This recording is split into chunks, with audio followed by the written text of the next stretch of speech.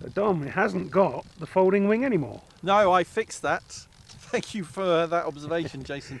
So yeah, and that's the beautiful thing about foam, isn't it? That little mistakes like that I had in the last video, you can easily correct. So just a bit of kicker and cyano super glue sorted that, and then broken prop fixed that as well. And actually it is a 3-part prop, so I'm not sure whether Hobby King are going to sell the individual blades so you can make up that prop or the whole prop, probably the whole thing in 3 or 4 parts with the hub.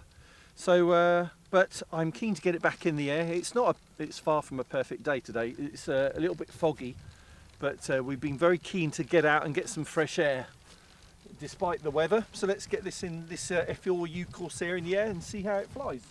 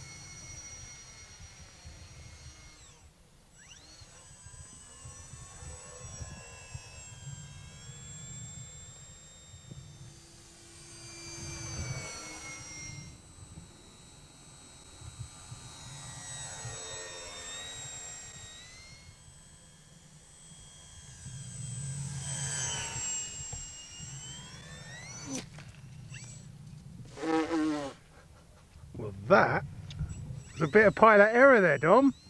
That was.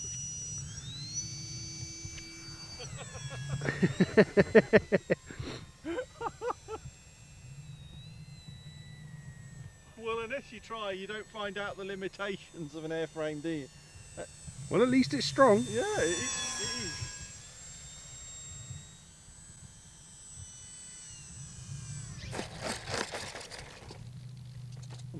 The right way up.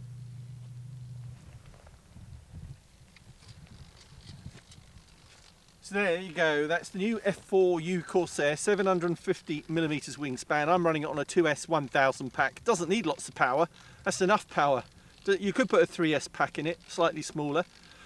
But it doesn't really need the power in my opinion, keep it light. So the link for this is in the video description and the pinned comment. Look it up for the price. If you're interested in more essential RC flight tests from myself, Jason and Carl, then why not subscribe, but you should click on the bell icon for notifications of our future uploads. But thanks for watching this one, thanks to Jason on camera, and we'll see you for the next one. Cheers. See you soon.